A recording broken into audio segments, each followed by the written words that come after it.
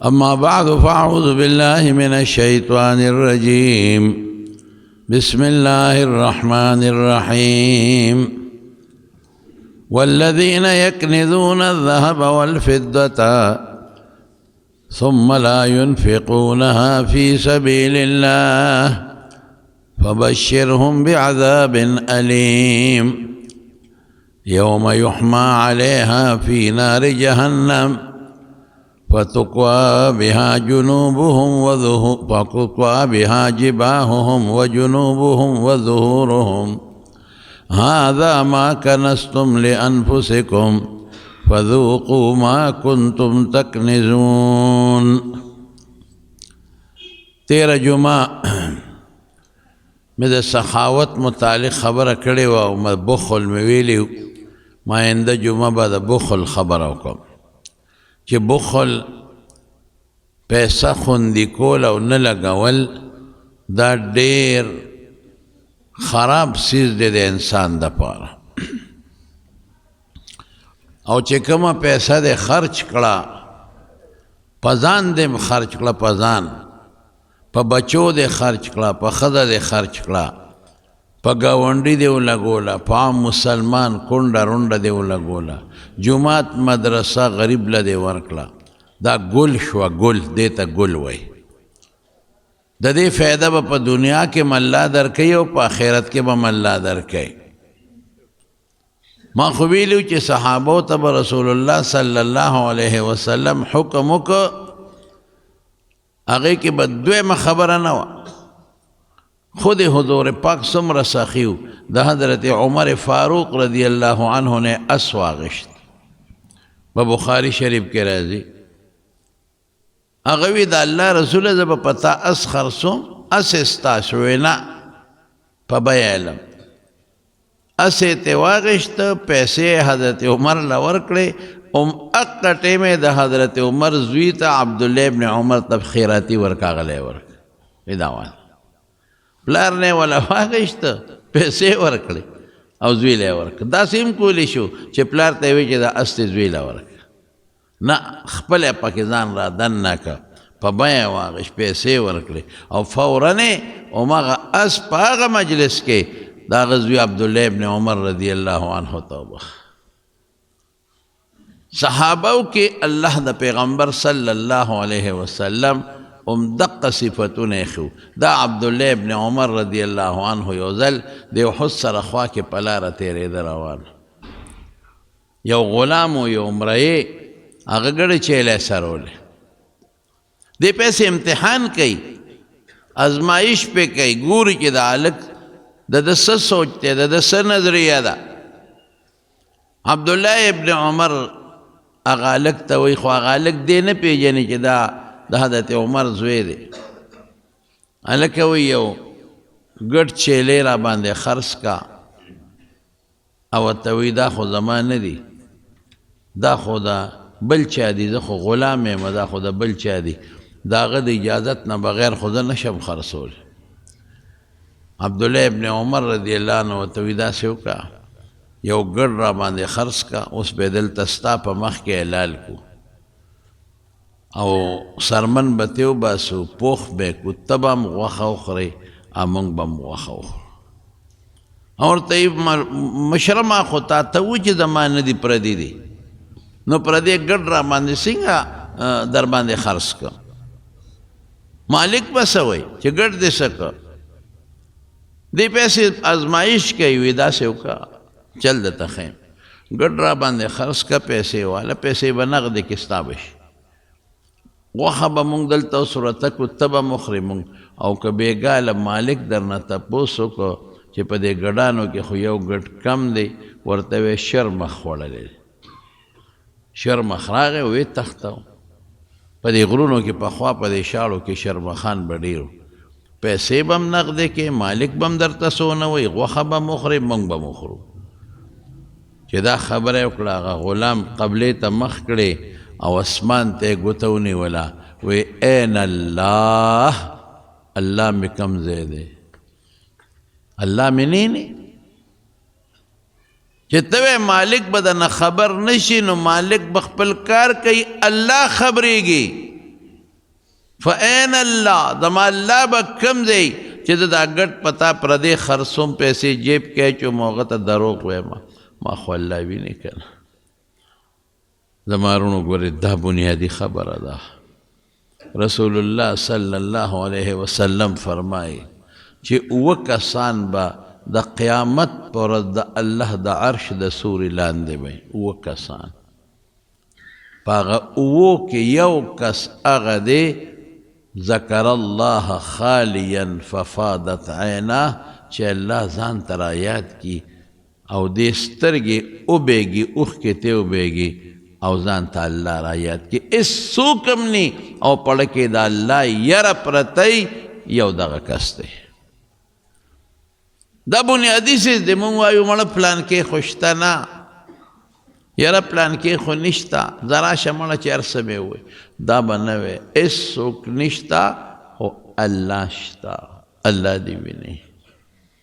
که غلط کار کې که ښه کې الله دې ویني د الله نه غیب نه که د کور په ګوټ کې په بړستن کې دنه ګناه کې په خدای قسم الله ته خبردار دی که پټه نیکي کې رسول الله مبارک فرمایي په دې ښي لاس ورکا چې دا ګس لاس در نه خبر نشي که ته وایې دې نه خو څوک خبر نشو هېڅوک دې خبر نشي خو رب ته خبر دی الله دې ویني الله به پې اجر درکوي او په دې خدای ډېر لوی اجر ورکوي عبدالله ابن عمر پوه شو چې دا سړی خو د خدای نه یریدونکی دی دا غلام لاړ وی دا ګډه چیلی د چا دی او ته د چای وی د پلان کې نیغ لاړ هغه مالک لی وی ستا ګډه چیلی ما ولیدې د احد په خوا کې سری دی خرڅی خو نه وی ولې نه خرڅوم وی په څو وی په دې بس پیسې ورته نغدې کړې وی داسې وکړه دا غلام هم را باندې خرڅ کا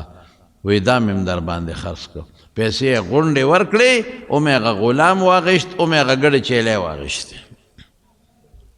ماښام ماسخوتن چې هغه غلام ګډه چیلی مالک له بوتلی مالک ورته ویله که ما خو تم خرڅ کړی او دا ګډه چیلی مې غونډې خرڅې کړې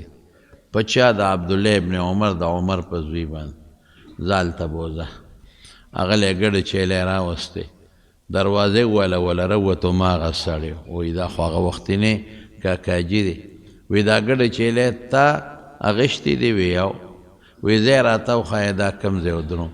او زه دې ما غشتې وی او وی ما ته هم د شپې ځای ښایه چې زه به کوم ځای سملم عبدالله ابن عمر ته بچې ما ته ځان له نه اغېشتې ما الله له اغېشتې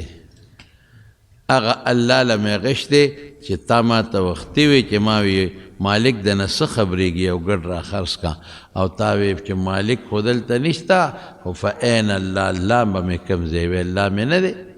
کم الله چې ستا پړه کې پروت دی او کم الله نه چې ستا زړه یریږي هغې الله دپاره مې اغېشتې ځه ازادې ما خپل خدمت له خپلې نوکرۍ له نه اغېشتې او بچې دا ګډه چیلی مې هم تا له اغېشتې دي دا هم ستا دی ګډه چیلی هم ستا تم د خدای په خدای داسې سخا وه په صحابه کرامو کې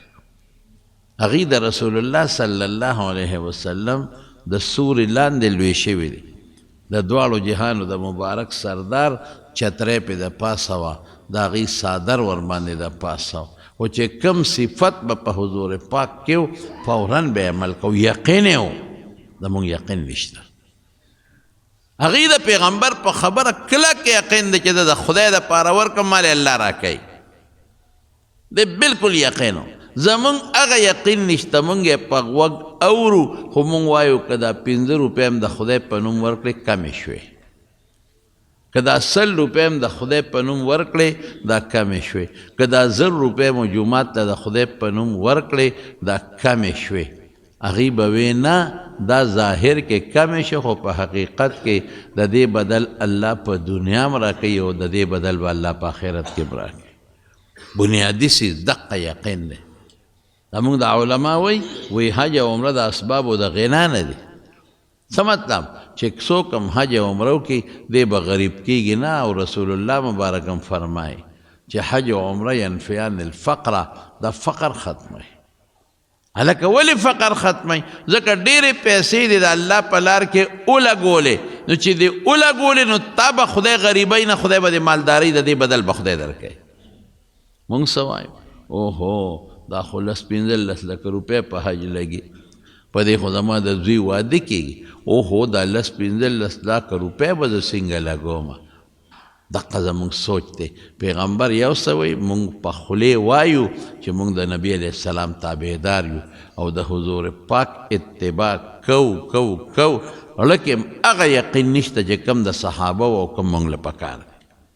پیسې لاړې مونږ وایي رانه ولګې او یوازې دا نه چې بالکل د خدای په نوم دې ولګولې که نه خرچه دې وکړه بدل دنیا کې خدای در نه که یاد وسه خو یو څیز به پکې وي چې الله دپاره بالکل چې دا نیت دې پکې وي چې الله د ریاکارۍ نه لا تبطلوا صدقاتکم بالمن والاذى دا به نه وی چې زه په تا احسان کوم دا به نه وی چې مړه تعالی بل ورځ ما پیسې درکړې ما له کار نه کې ما ورسره څونه ښېګړې کړي دي او نن مې ورته د یو کار وی او رالی ونه کړ دا نیت به نه کې په ډېرې صدقه دوړه شوه د چا نه به تمه نه کې په تمه به شیشې نه ورکې دا به نه وی په هغه به احسان نه کې وایي ما دله دا شی درکړی دی وایي مونږ خو دې غر کړو که نه ټول عمر مونږ وایو که نه یاره د سره ما څونه ښېګړې کړي دله ما څومره جامې دله ما څومره جوړې دله ما دونه ښېګړې او دی ما سره ګوره د ما خبره نه مني نو که ښېګړه یې د خدای دپاره کړي نو ولې یاد نو مونږ دا ټولې قصې چې څومره دي د الله دپاره دي صرف الله ده یو د عبرت قصه مې درته مخکې م کړې وه بعضې دوستانو به نه اورېدلې یو هلک په لاره تېرېده میډیکل ریف دا داروګان ماروګان د دې د اشتهار کوي او دا په ډاکټرانو ګرځوي چې د دې کمپنۍ دا دارو دي دا دي دا ښه دي داسې یو سړی په لاره تېرېده او سخته ګرمي شوې واه سخته ګرمي د دې ګرمۍ نه دا مخ تک سور راوتی و یو بوډۍ ښځه په یو کور کې اوسېدله هغه بوډۍ بار راوتی وه بوډۍ چې بار راوتی روی کتل نو دا میډیکل لفټ دا هلک په لاره تېرېږي او ګرمي شوې ده او سخت دا مخ یې تک سور دی هله ورته وایي بچې دا دننه شه یو پوټې دمه شه او لاړ او یو ګیلاس پی وله راواغېشتل او هغه هلک له یې ورکړل بچې ډېره ګرمي دې شوې ده مخ دې د ګرمۍ نه تک سور دی دا پی وڅکه په هغه هلک یې هغه پی وڅکل یو ګیلاس پی او لږ یې دمه کړه بچې دلته کښېنه چې دا ګرمي ختمه شي نو بیا به ځې ګوره یو ښځه ده یو ګیلاس پی دی په هغه هلک باندې وڅکه زمانه ډېره زیاته تېره شوه لږه نه ډېره زمانه ډېره موده تېره شوه دا بوډۍ دې کور کې اوسېده دا غریبه چېرته بېهوشه شوې ده بیماری پې راغلې ده ګاونډیانو وړې ده هسپتال ته چې هسپتال ته یې وړې ده هلته کې د دې علاج شوی دی چې علاج یې وشو د زړه تکلیف ورته بایپاس اپریشن یې ورته کړی چې کله دا بالکل ټیک شوه هغه هسپتال کې خو بل رست والی یا مخکې جمع کوي یا رست والی او ټول دارو درمل او خوراک مراک په هسپتال دا بار ملکونو کې اوس هم داسې شته هر څه ورکوي چې دا ښځه جوړه شو ټیک شوه او دا ډسچارج شوه او ورته یې وایي چې ته بس ته جوړه شوې ته ځه ته مونږ بېهوشه راوړې وې مونږ دله د زړه اپریشن وکړو ټیک شوې نو چې دا هغه کاونټر ته لاړه چې کوم ځای نه هغه دا ډسچارج کېږي نو هغوی ورته بل راوویسته چې په تا دومره لکه روپۍ خرچه شوې ده ښځې په ځان راکېښودې تا خدای پاک غر کړم موږ ما څه کار و ما سره دونه پیسې کم دي ما سره دومره پیسې کم دي زه د کمې راوړم او هغه چې هسپتال ته راوړې هغوی ته هم خیرې کولې دا د خدای غر کې زه سله راوړم خو بوډۍ ښځه مړه به مه کوه زه د هسپتال ته چا ولې راوړم ما له ولې علاج کوم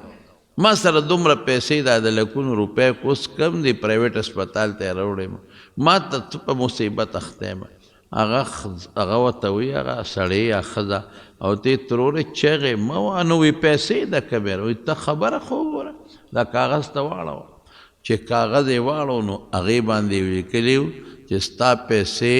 وصول شوي دي پیډ ختم وصول شوي دي نو بس دا لکه خوشحاله خو شو چې پیسې خو زما بل چا ورکړي دي زه دې نه خلاص شوم خو دا پیسې مې چا ورکړي دي دا راته ووایي چې زما دا دومره لکونه روپۍ خرچه چې په ما شوې ده نو دا چا دا پیسې ورکړي دي څوک داسې یو انسان و چې زما دا قرضې خلاصه کړې ده لکونه روپۍ نو هغه سړی ورته ووایي ترورې ته لاندې خو ګوره که نه نظر دې لګي که نه لګي نو لاندې پکې په انګریزۍ کې یو جمله لیکلې وه چې thanks for a glass of milk چې د یو ګیلاس د پیو شکریه د یو ګیلاس د پیو شکریه چې ښځې پته ولګوله دا پرایویټ اسپتال د هغې هلکو چې کوم هلک باندې دی پیس کړي هغه خدای کامیاب کړی دی مالدار کړی دی اسپتال یې جوړ کړی د زړونو قیمتي او چې څنګه یې دا ښځه راوړې ده هغه لیدلې ده نو هغه پېژندلې ده چې دا خو همقه ښځه ده چې یو وخت یې په ما یو ګیلاس پیس کړی فري علاج یې ورته دا زړونه بدلونکی انسان نه دی دا الله دی پړه کې اچول دا د الله کار دی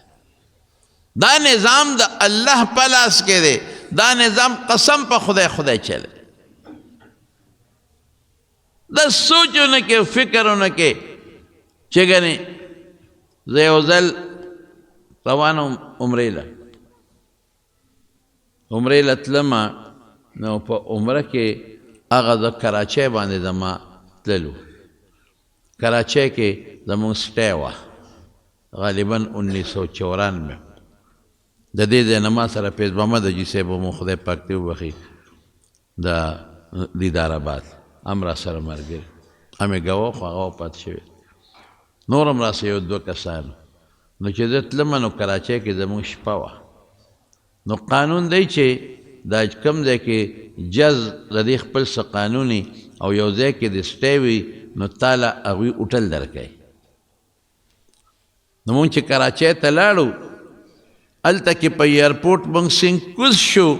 مونږ ته دلته نه ایجنټ ویلی و 16,000 روپۍ ټکټ و ښه 16,000 نو مونږ ته ایجنټ ویلی و چې شپه به دله حکومت درکوي جز والا به درکوي نو چې زه کوز شوم هلته کاونټر له تلمه چې زه ورته ویم چې مونږ له شپې له هوټل راکړي سبا زمونږ جدې ته فلایټ دی چې څنګه تلم یو بټوه پرته وه دا د اجانې غاړې ته ساچې بټوه ما زر راوچته کړه یو پنجابي و که سندي و هغه پې ګواښ وکړه خو ما راوچته کړه چې راوچته مې هلکه زمونږ د ملګري ده هلکې مې وایي چې خو دا عمرې ملګري وایي د حج که نه بټوه هغه ده الله چې زه هغه کاونټر له لاړم هغه کاونټر ته مونږ وایي چې مونږ خو سبا فلایټ دی ټکټ مې ورته وخو نو هغه ما ته وایي چې بار ته دا یو کاغذ یې راکړه پرچه یې راکړه وي دوه کسان یې ما وی دا به تاسو هوټل ته بار ګاډۍ ولاړ دی بوځي او سار به مو واپس راولي چې بل جس کې لاړ شي ما چې هغه بټوه وکتل نو په هغه بټوه کې شناختي کارډ هم و پاسپورټ هم و ټکټ هم و ریالونه مو پکې نورې پیسې میسې مې پکې شناختي کارډ مې راوویسته او هغه کاونټر والا ته مې دا زما ملګری دی دا ستا سړی پسه شو وی دا هم دغې هوټل ته مونږ لیږلی دی یا تا ته کوم ته لیږو دیم تاسو سره سبا روان دی دا هغې کې دی مې ښه چې زه څنګه بس ته وخت هوټل ته یې بوتلو یاره ته یقین وکړه چې هوټل ته مونږ څنګه ورتلو که نه نو د هوټل په خوله کې یو څو کسان ولاړ دي یو دوه درې پکې بوډاګان دي داسې هغه یو لاس رپېږي داسې خو چې ما وکتل ما وپېژنده که شناختي کارډ شي خو یې ما سره مې بابا ولې یاره وي د ده نه هلته چې ته لاره کې بټوه پروت دی دا پاسپورټ هم دی ټکټ هم دی هر څه دی او عمرې له روان او پته نه لګي چې کوم ځای پروت دی دا پریشاني ده مې پریشانه کېږي مې ها مې دا خو نه ده مړه سم خوشحاله شو ځکه چې پاسپورټ هر څه ورته میلو شو ویزا او هر څه په هغې کې سم خوشحاله هغه وخت سره 1500 روپۍ دی یې راوویستو ډېر شی او ما یې راکړې هم بچې دا واله مې ما په بیه دله نه دی راوړی نو واخله 500 روپۍ خوشحاله شو ورس الله دې بدل خلاصولو ته ګوره هغه ذات ته قسم په خدای لاس په لاس دله بدل خلاصوي ځکه خو رسول الله مبارک فرمایي انا اغیر منکم والله اغیر مني زستاسو نه غیرتی م الله زمانه غیرتی غیرتی را چا بدل پدان نه پریدي مونږ وایو د خدای بندگانو ورکه الله لا قسم دې که بدل پریدي دلې درکې خو بس خلک وي نه کمې ورکړه دی راکوي کمیږي سیبا چې زه سبا جاس کې کېناستو او جدې ته ورسېدل ماما مې راپسې راغلی و د هغه به دا هغه زمانه کې دا کیسټې وې د نعتونو دا کیسټې به یې خوښې نو ما وله دلته یو حافظو په دې عثمانزو کې ډېر ښکلی حافظ و هغه به هغه نعتخواني کوله لکه څه نوم یې حسین شاه پیس هغه نه مې وله کیسټ ډک کړی د نعتونو چې زه څنګه لاړم ایرپورټ نه بار یو برجی وه داسې هغه برجی سره مې خپل بیګ او ما سره م بټوه وه هغه هر څه کېښوده د ده په انتظار یم دغه د چراغ یې ودرېده ما ته وي زه خورې یې چې خېجو ګاډي ته سامان هم ګاډي ته وخېجو روان شو یاره چې در جدې نه بار هم داسې نیم مزل وکړو ما ته وي خورې زما کیسټ ترې راوړی دی که نه مې هو وی راکه چې ولګو که نه چې اوس کیسټ راکه ولګو وړه مې ټس نارې کړې اخو مې بټوه کې دی هلکه مې ته وګوره بټوه جوړدمان هلته کې په هغه ایرپورټ کې پاتې شو ما ته وی نه یاره بټوه ما سامان ټول شاته ډېک کېښودی یاره مې زما شک ته تو درې ما وی کېښود یاره مې تو درېږه ګورو چې ګاډۍ ودره چې وکتل بیګ هر څه بټوه نه وه ځه اوس څه کې بټوه کې پیسې هم دي ریالونه هم دي او نور هر څه پرېږده پاسپورټ او ټکټ هر څه پکې دي یا خدایه دا څه په مصیبت وړی اوس هلته ټرن کم دی هلته کې دا واپس یو ټرن نه دی دا ډېر لرې وي ځکه موټر وی ده بس سړه خولې روانې شوې ځکه نور څه نشته پیسې خو به چا نه قرض هم والي خپل هم شته رشته دار هم شته خو پاسپورټ ویزې سره به څه هغه غریب نم خولې بیګي منډې منډې تلو تلو یو ځای کې ټرن و هلته کې م ګاډۍ راته وکړه یا راته وکړه راځه ایرپورټ ته بلا وخوړې چې په ایرپورټ ور دننه شو برجۍ ته مې وکتل زما بټوه پرته وه خو بیا مې مړه کې ټسه وه مې چا به تې سامان ایستې و تشه بټوه به پرته یاره ته یقین وکړه چې بټوه مې راوچته کړه او کولاو مې کړه هر څه پکې محفوظ پراته و ما یې ربه ډېر زر دی بدل راته دې وښوله چې که هلته دې په هغه شي سترګې پټې کړې وې دلته به د نو دار ستلل زما وروڼو الله پاک د چا بدل پریدي نه په هغه سات ته له خدای پاک بدل درکوي د خدای په لار کې نه ورکوي سزا یې څومره ده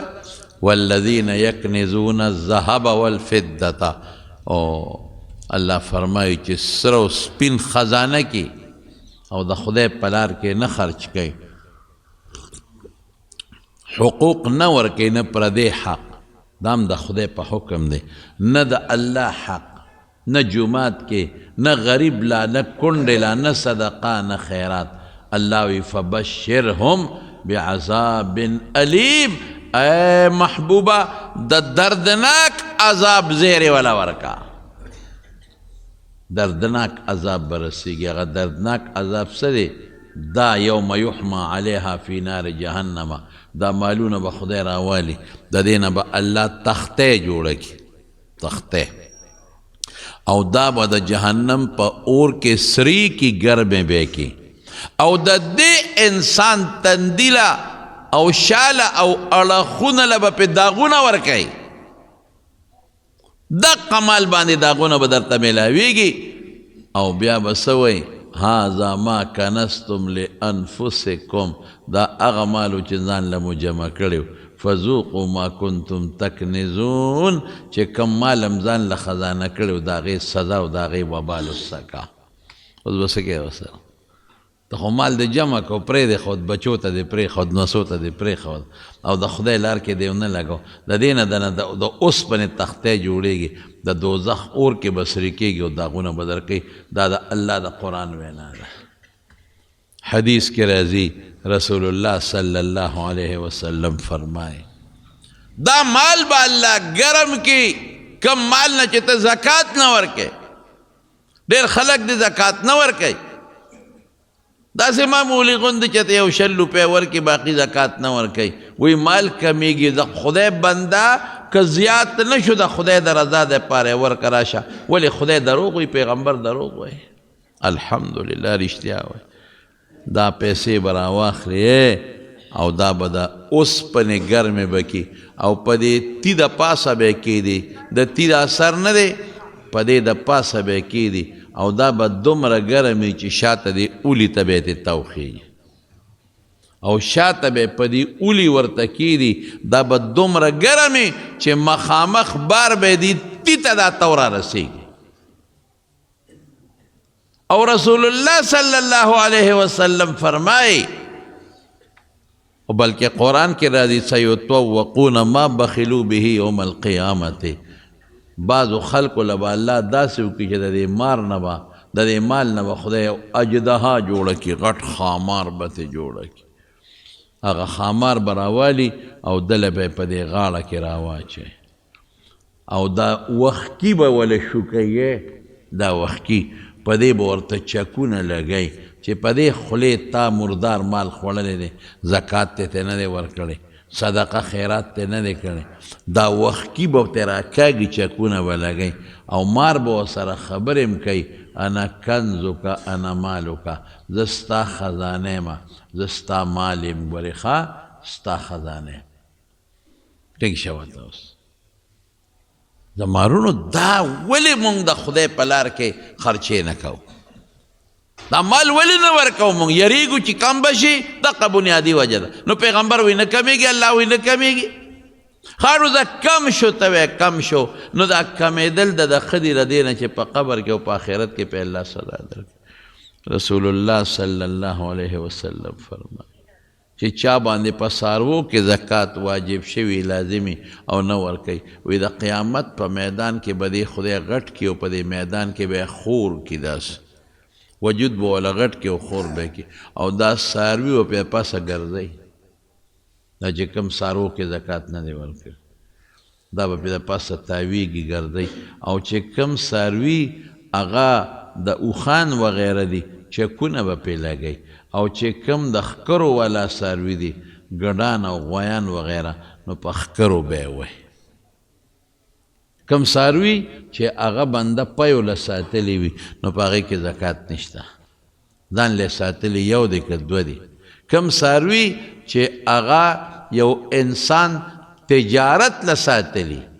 یو هغې چې د قلبه ساتلی د کار پې کوي خیر دی پروا نشته که قلبه دی له ساتلی چې مزدوري به پې کوم خلکو به پې یوې کوم په دې هم زکات نشته غوی سنډی دی له اخیستی دی چې زه به پې کار کوم ریړه به پې چلوم خلکو له پې مزدوري به پې کوم بار به پې راوړم په دې کې هم نشته ځان له کار له ساتلی په دې کې هم نشته هغه څاروي چې هغې تجارت له اخیستی دی دا تاجران اکثر ګډان چیلي او یا څاروي اخلي او خرڅوي تجارت دپاره دې کې ګورې زکات شته یو هغه یو قسم څاروي دی هغه دلته نشته دا ګډان چیلی چې سرن لی اخیستي یا اوښان هغه سری د بلوچستان کې شته په دې سند کې شته زمونږ په وطن کې هغه نشته دی زمونږ وطن کې را دوه قسمه درې قسمه څاروي دي یو یې خپل کار له اخیستي زمیندارو کروانې چې دا ما کار له اخیستي دي کار به پې کوم پی به ته اخلم زمینداره به پې کومه بچي راوړل نو د بچي به هم ترې خرڅوم یو دا په دې زکات نشته یو هغی چې دې دپاره یې قلبه اخیستي چې خلکو له پې لګیا دی کار کوي مزدوري دې کې هم نشته چې دا اخیستل خرڅول خرڅوي او اخلي د منډۍ دا سوداګران نو دوی به د دې خپل قیمت به یې ولګوي او د هغې زکات به ورکړي ورې نه که دقه سزا ده چې دا کومه سزا درته ما وویله نو په مال کې بخل مه کوئ بس د خدای په لار کې خرچې کوئ پرون مې درته ووی رسول الله صلی الله علیه وسلم فرمایي چې کوم سخي دی نو قریب من الله الله ته نږدې دی قریب من الجنه جنت ته نږدې دی قریب من الناس خلقو ته هم نږدې دی ولې خلک یې صفت کوي څوک ترې نه تښتي مړ دا خو ډېر ښه سړی او بخیل بعید من الله د الله نه لرې دی بعید من الناس خلقو نه هم لرې څوک ورنږدې کېږي نه ورکې که مړه وی د دوو پیسو خیر پکې نشته دی او بعید من الجنه د جنت نه هم لرې دی اور ته نږدې دی بس د خدای شان دی که نه چې بخل ډېر خطر او دا بخل چې که نه دا بخیلوانې بعضې سړی په خپله خي په ځان او په بچو خوري پردو له نه ورکوي او بعض ظالم کنجوسی کنجوس خو پیژنې که نه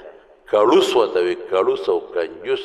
چې نه ځان ته نه کېږي او نه بل ته نه کېږي بس پیسه د جیب راوباسي نه لاس کې روپۍ نیولي او که هغه روپۍ خوله شي او روپۍ ورته جاړي ورته خوله شي چې باباجي یا مې جیب کې کېده او یا مې ولګاوه دته کنجوس وایي دته کړوس وایي کړوس نه ځان ته او بعضې خو دی چې ځان ته اړه کېږي خو بل ته نه یو سړی اوس مړ دی خدای دې وبخي هغه ښځه به یې مونږ کار راتله هغه هم وفات شوې ده یاره دواړه دې خدای وبخي ښه انسان نو ما ته به یې هغه ښځې وی ما ته وی یاره دې سړي ته اوس نصیحت وکړه خو ما مه یادوه نو مې چې زه تا نه یادوم نو ما ته وایي چې تا ته پیریان وال ویلې دی که څنګه چل او سړی مې غوسناک دی ما له ولې کار ګور نه وایي ته ورته نصیحت وکړه مې څه وایي غوښه راوړې غوښه نو چې غوښه راوړې نو یې ما ته وایي چې دا باندې کا ووینځئ په خپله کله ووینځي ټوکړې یې کله وله زه وکړم نو وایي زه ورته ناست یم نو یې هغه غوښه چې پخه شي نو سمسۍ باندې راوباسي په پلیټ کې وخوري د ظالم بچی کیلو 2 کیلو غوښه غونډه وخوري د سیل نو یې اخره کې چې مړې پاتې شي او ډوکي مډوکي پاتې شي نو یې دیکه ورکړي چې ځه خدای مې بېخو بس دا دې په بچو مه خوره ته مه خوره ته ورته دونه ووایه چې 2 کیلو روړی نو ظالمه کیلو خوره دا کیلو خو پکې دی نو هغه چمړې واړه کم ځای خوري او زمونږ کم ځای تېرېږي نو بعضې داسې خلک او بعضې داسې هم دي هم درته ووایم بعضې داسې هم دی چې د ظالم ځان ته هم نړۍ کېږي او پردو ته نو د هغه کور والا دی خدای وبخي هغې به وي وي د سپېره نه ځان تړه کېږي او نه یې مونږ تړه کېږي نو وي مونږ خو هر څه راوړو وی د کندونه غنم دانې خرڅو د ده نه پټې او وی ځان له غوښه هم راوړو او وی چرګان هم راوړو هر څه راوړو وی مونږ ښه خورو او وی دې سپېره ټماټر ټکو او له ورکو وی ځکه وی داسې وی دې ته خوراک وی وی دقسې وی بچت کوې بچت چې بچت کوو پته هم دا ټماټر او چټني او شملې خورو او وی په خپله ښه چرګه لږي د ظالم بیا خو پوهېږي نه ایو سړی و نو هغه خانه بدوش و خانه بدوش یو خو بشیرجان دی بشیرجان خو دومره غټ شوم دی که نه توبه وباسه چې د جیب نه 2 روپۍ د ظالم نه راوځي کله ورسره نمی او کله ښه جیب ډکي دا در یو طرف جیب هم پړسېدلي او دا بل طرف جیب هم پړسېدلي زه خو پېښم چې نن یې شی والی دی نو خبره مې دې پورې کوله چې هغه د خانه بدوش یو خیمه وه نو یو سړی غریب په لاره تېرېده نو هغه اوږې خانه بدوش ته وایي اوږې ما او د خدای په نوم سراکې نو هغه ښځې زر په پلیټ کې ترکاري راواچولو ډوډۍ خاوند ورته وایي څه کې وایي دغه سړی دی غریب دی سوالګر دی هغه له ورکوم کېده خبیث لور هغه له ورکوم زمونږ په بیخ ووته سهار نه ماښامه پورې منډې و پیسې پیدا کوو او ته یې ویشې خلکو له ورکې ښځه ورته وایي خدای دې بیخ وباسه د شومپړق بچیه غریب دی اوږې دې وي بس ځان لرې ګټي دا زما مال دی ما راوړی دی ته یې ویشې او ته بیا وایي ګوره د خدای نوم یې واخېسته د الله د نوم نه قربان دا لږه روټۍ ډېر کېره ښځه غریبه خو بیا د خاوند نه یېرې هغه ډوډۍ پې کېښه دا غریب لاړ هلته د خانه بدوشو بله خیمه لګېدلې هلته یې اواز وکړه ډوډۍ راکې اوږې ما هغه سړی ښځې ته وایي هله به غریب دی د خدای او دغه یو نوړی ډوډۍ او ترکاري راواله ورکوه ښځه ورته ولې ورکړه وی خدای دې بیخ وباسه زما مال دی ما ګټلې ده ته یې ورکوه وی تا ګټلې ده خو ما پخ کړې ده اور ما بل کړې پوکي ما والي تو ما تېر کړې ده ورکه ورکه ورکه نو ښځې ورنه کړه نو د سوالګري وخندل نو هغه سړی ورته وایي وایي ملګري ولې دې وخندل وایي ومې خندل ده چې خبره مې لوړې غوندې ولیده نو هلته ښځې راکوله خو سړی شوم پړقو هغه را باندې خدای ونیوه دلته ته راکې ښځه شوم پړقه ده هغه را باندې خدای ونیوله نو هغه سړی ورته وایي دا څه ده خندا خبره خو نه ده وایي هغه زما خور ده او دا سپېره د هغه خور ده وی څنګه چې هغه بشیر جان دی څنګه چې هغه کړوس دی نو دغه رنګې دا خور هم کړوسه ده او څنګه چې زه سخي به نو خور به هم سخي دا خور هم سخي هغه هم سخي هغه بېوقوف کړوس دی نو دا هم کړوسه نو بعد دی که نه چې نسبن د خدای شان دی که ته ورته مینت هم کې او زاري م ورته کوې چې د خدای کور دی د خدای جومات دی مدرسه ده ورکه که نه هغه پلار نه پکې دا صفت راغلي پلار کې د نیکه نه دا صفت راغلي ښه پیسه ورسره ډېرې په خدای قنم خپې بلې خپې به ګرځي او دا سخا پوندې به یې نیولي دا سخا پوندې چې هلکه راشي چې دا پوندې خو دله پر اکمال وم خدای دې غر کا لږ مال دی دی لږ دولت دی په خدای د دې خلکو د مالونو نه شلېږي مال ته پاتې شو نوسوتا او ټوله ورځ دغه شملې دي او لاوڼ دی او چټني ده ولې که نه بچو له راوړی نه یې په ځان لګوي خدای ته وګورئ داسې مه کېږئ په ځان هم ولګوئ اسراف او تبذیر مه کوئ په ځان هم خرچه وکړئ په بچو هم خرچه وکړئ په ښځو هم خرچه وکړئ ګاونډي له هم ورکړئ کونډو له هم ورکړئ یتیمانانو له هم ورکړئ قسم دی ګورې قسمیت درته ویم دا به نه وی چې یوازې زکات حق دی ان فی المال لحقا سوى الزکات د ترمذي حدیث دی دا چې په ګاونډ کې د کم د لوږې مري قسم دی د دې در باندې حق دی خدای به یې درنه تپوس کوي ته چرګان خورې قربې خورې او ګاونډي غریب ترې ډوډۍ نه میلاویږي نن داسې دور دی داسې وخت دی چې خلکو سره د علاج پیسې نشته سلمان ما ته خبره کوله زما زوی وی اسپتال کې چې وم ډاکټر مریض ته هم دارو لیکل چې سار برالو سار که نه نو موږ وی دارو ما خو نه دی راوړه تا ته چې ما پرون لیکلي و چې دا دارو راوړه وی پسه راوړه څه دي راسه د خلکو بچي د دارو د لاسه چې پلار او مور سره دارو نشته په اسپتال کې تړتکې وی او لاړل مړه شو خلکو سره د درمل او د دارو پیسې نشته ورشه خلک نن د لوږې دونه ګراني ده چې خلک د لوږې مري او بعضې خلک د پیسو د لاسه چوي دا حقونه یې در باندې ردي غریبانان د دې ګاونډیانو حقونه یې در باندې یو خو مهرباني وکړئ زکات پوره ورکړئ کوتاهي پکې مه کوئ او چې دا کم په ګاونډ کې غریبانان دي کونډې یتیمانان مسکینان د دوی خیال ساتئ تروړه وړه والا اخلئ ګوړه والا اخلئ غریبانان دي چینی والا اخلئ جامې والا اخلئ په زکات کې مانه پرونه مجي صاحب تپوس جامې م ورکولی شي قیمت به ولګې چې د دومره پیسو دي دا ورکولی شي په زکات کې وړه م ورکولی شي مثلا تروړه چې په سودا دا دونه تروړه مې ورکړه دا د هغې قیمت دی دا زما زکات شو ګوړه ده مثلا من مثلا 500 چې ده چاله ورکړي دا د دونه پیسو ده دونه پیسې د زکات کې لاړ دا ورکولی شي تاسو ورکړئ دې غریبانانو جزانانو له بدل به یې د خدای درکړي څومره چې ورکې هغه به درته راځي څومره چې ورکې راځي به نو زه څه ویم درته چې د خدای او د رسول خبرې نو په هغې کې زما د خبرې څه ضرورت دی بخل به نه کوئ او سخا به کوئ ښه انشاءالله الله هم خوشحاله که الله هم خیر و برکت نصیب که ښه د قطمن خیلو د کندي یا محمد خان لالا پرون زنومه تلې وفات شوی دی الله دې مغفرت نصیب کړي محمد خان لالا ډېر ښه سړی و ډېره موده به ما سره ګوزی ګرځېده او زامن یې 2 کسان عالمان دي یو وفات شو یو شته اوس هم الله دې مغفرت نصیب کړي او الله یې د آخرت خوشحالي نصیب کړي او د چارباغ د ګل محمد حاجي صاحب مور وفات شوې ده الله دې وبخي او الله دې وارثانو له صبر ورکړي مقصود جان بیمار دی الله دې ول روغ صحت او شفا ورکړي نه په دې به څوک نه خفه کېږي موږ د مدرسو د چندو اعلان نه کوو زموږ خپله مدرسه را دلته هم روانه ده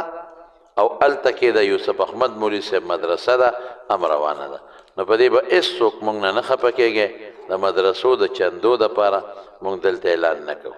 دا خلک نور نه کړو که نه په دا د خپلې مدرسې له چې ورکوي نو دا ورباندې ډېره ده بعضې ملګري دي هغې عمرې دپاره روان دي دعا ورته وکړئ چې الله تعالی په خیر ورسوي الله تعالی په خیر بوزي الله د قبول شوي عبادتونو توفیق ولا ورکړي او کوم چې تللی دي امین دی داسې نور ملګري دي او بادر خان دی عمل ته لږ بیمار دی دعا وکړه چې الله روغ صحت ورکړي کم چې تلي دی الله دې په خیر عافیت واپس راوړي ډېر دوستان دي ما ته وخت هم چا ټلیفون وکړو دعا ورته وکړه چې الله روغ صحتونه ورکړي یا الله مریضان له روغ صحتونه ورکړي خدای مریضان له روغ صحتونه ورکړي الله قرضداران د قرضو نه خلاص کړي الله زموږ فراخه روزي نصیب کړي الله د دنیا او آخر د فتنو نه او د آفتونو نه په امن او امان کې وساتي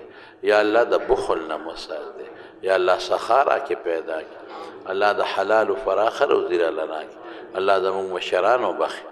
الله زموږ په حال رحم وکړي خدای د حاسدینو د حسد نه او د شریانو د شر نه وساتي الله د بد نظر او د بد نظرو نه وساتي خدایا د هر قسم مخلوق د احتیاج نه وساتي الله زمونږه اسباب تستا په لاس کې دي خدای مونږ فقیران یو مسکینان یو محتاج یو تا ته محتاج یو الله د خیر او د برکت اسباب زمونږ نصیب کړي او الله د دواړو جهانو خوشحالي نصیب کړي برحمتک یا ارحم الراحمین